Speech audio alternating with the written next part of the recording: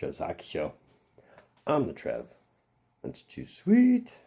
Anyway, moving on with our Stanley Cup predictions. And now we're at a point where I can give you my Western Conference Finals predictions. And, well, if you remember my prediction from last year, I wouldn't expect it to be too much different. Just because we have a rematch for the second straight year. It's going to be the Dallas Stars against the Edmonton Oilers. And I just have to say, as far as my predictions are concerned, not so much my wife's. We'll go over my wife's and my predictions in a bit. But I have to say, as far as my predictions are concerned, I'm sorry if you're taking my predictions to heart. I really am. Oof. I'm not doing so good. I mean, for the ones I do have, I mean, it's a neat little arrangement how I have that. But I'm not calling a lot of good ones. Actually, I'm calling more bad than I am good. But that notwithstanding, we're going to talk about how we got here. We're going to talk about my predictions for the Western Conference Final. And then I'll go over how mine and the wife's predictions have tapped up to this point. So, having said all that, let's talk about how we got here. All right, for Dallas Winnipeg, really the closest this series ever got was Game 6. I mean, you take away the spectacle that was Game 1, which ended up 3-2 Rantanen. I mean, you had the two shutouts by the Jets in Game 2 and Game 5, but Game 3, Rantanen was still present. Game 4 was 3-1 Granlund. And then you had your Game 6 overtime. At no point was the series close other than Game 6. I mean, in editor's note here, for Dallas coming off a 7-game series against St. Louis, I thought they'd want to end this quick. You know, get some rest coming into the conference finals. But, what was an extra couple games, right? And it's not like it stopped anybody's production. I mean, Rantanen was still hot. Like, I don't think he ever wasn't hot other than, again, Game 2 and Game 5. But despite Winnipeg's inability to shut down the big guns, their inability to win on the road also came into question, and especially for Connor Hellebuyck. I mean, for a Vezina finalist, he plays really good at home. The road, though, that's another story altogether. And that could have been what did the Jets in. I mean, for Dallas, getting Miro Heiskanen and Jason Robertson back during this series is never a bad thing to add to your team as well. I mean, it only really helped them out. And your secondary scoring was kind of coming into play. I mean, Jamie Benn actually got a goal. I mean, Duchesne was pretty much held off the goal sheet, but he was still very involved in helping set plays up, or at least drawing penalties. So, there's that. And I guess the good news for Ottinger is, other than Game 2 and Game 5, he was able to keep the Jets to at least a minimum of 3. Granted, 0 is a better number than 3, but you can't get shutouts all the time, right? Right? But again, for the third straight year, Dallas is going to the Western Conference Finals. This could be a great thing. I mean, this is a different Dallas Stars team than it was last season.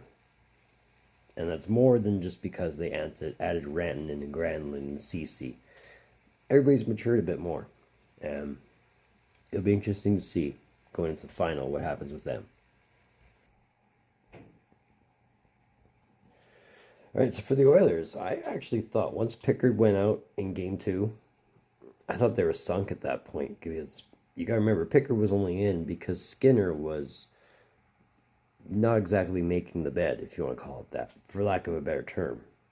But Skinner going in, I mean, other than Game 3, really wasn't a big thing. I mean, Game 4, Game 5 were shutouts, and Game 5 was a pretty awesome Game 5, ending in a 1-0 overtime shutout.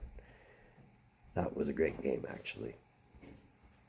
Now, if you remember my semifinals predictions video, I said Vegas would beat Edmonton if they were just a better team than Edmonton. And, well, this is the year where the Oilers are proving a lot of people wrong by actually having secondary scoring. And it's not to say that Draisaitl and McDavid weren't scoring, because they were scoring. But when you guys got Corey Perry scoring too, you know, when you got guys like Zach Hyman actually starting to produce and score some more, I mean, to be fair, game 3 could have went to overtime if Smith didn't bounce it off Draisaitl's stick with .04 seconds left. That's, oh, I mean, I've seen games go to .0 or .1, but .4 in a playoff overtime game, or a playoff game going to overtime, that's something else. But for the Oilers, I mean, being a quick 5-game series, it gives them time to rest up their guys, right? I mean, who's not to say that McDavid or Draisaitl wouldn't appreciate a couple of days off, a couple extra days off before having to play in the Western Conference Finals for the 3rd time in 4 years. And not only that, but a rematch from last year against the Dallas Stars. And much like the Stars, the Oilers are a different team. For the better, for the worse, hard to say, but either way, let's kind of go over the Western Conference Final. All right, so a random trivia tidbit. This will be the 8th time that the Oilers and the Dallas Stars have played each other in the playoffs. Of course, the majority of their playoff run was from 97 to 2003, where they met 6 times in a 7-year span. But the more important number in this is Dallas has won 5 of those playoff meetings. And for the Dallas Stars, this is the 3rd straight year they're going to the Western Conference Finals, or the 4th time since 2020. I remember they went to the Stanley Cup Final in 2020 and lost to the Tampa Bay Lightning. Rantanen's your team leader in points with 19.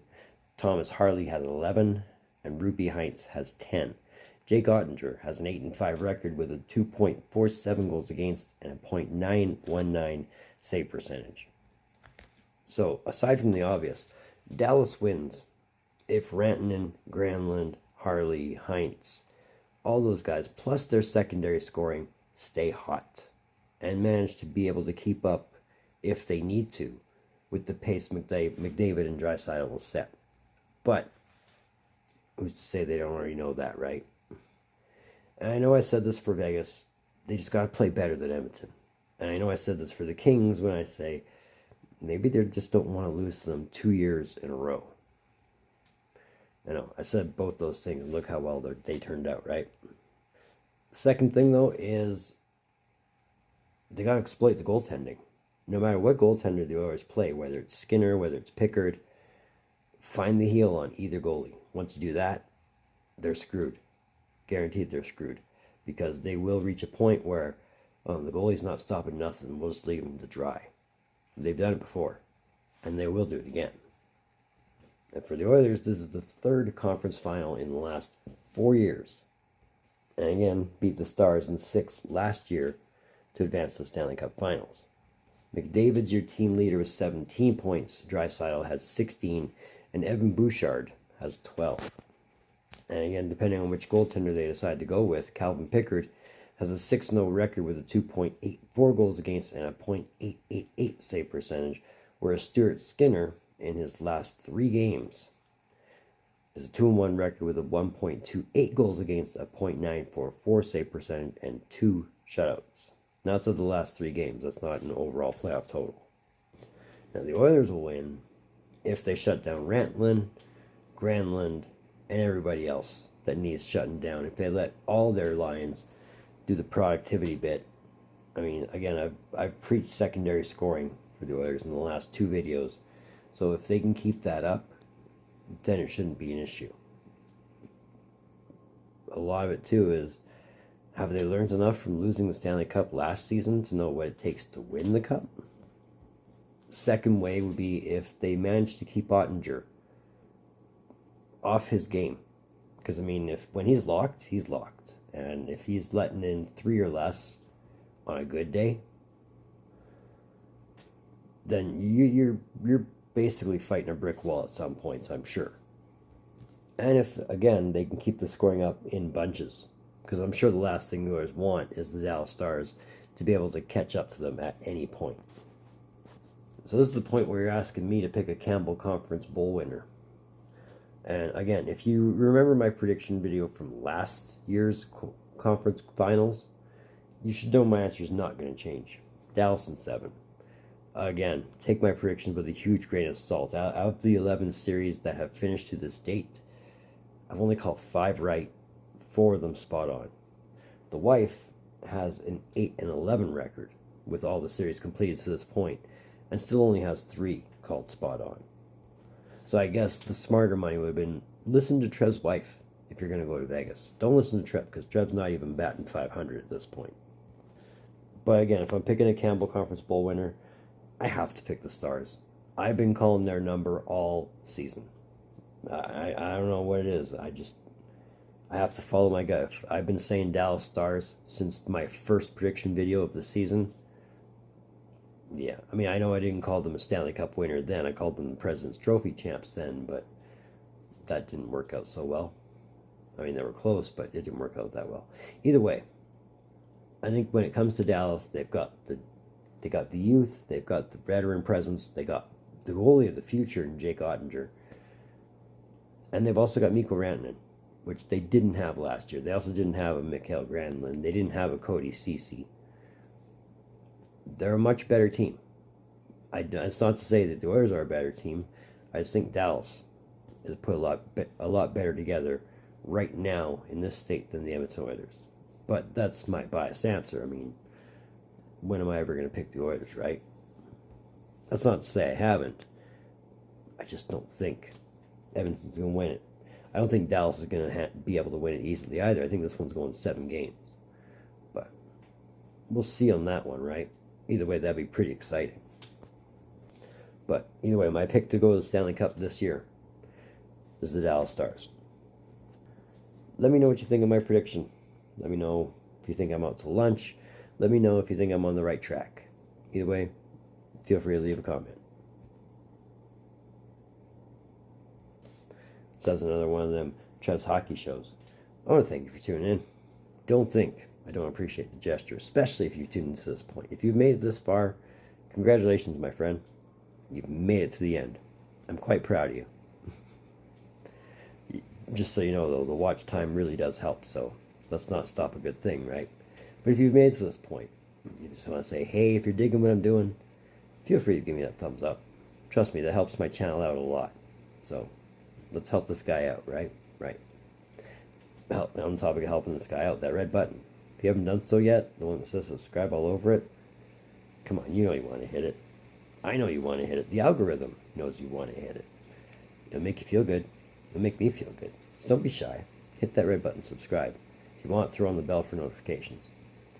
If you want to, that link in my description down below, that'll take you to my Facebook page. Feel free to join that. It's free.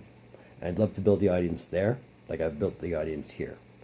So help that guy out there too. That'd be awesome. So moving forward, well, we have a Game 7 before I can give you an Eastern Conference final predictions, but be on the lookout for that. Either way, in the meantime, and in between time, be looking for more videos from the Trev. Later.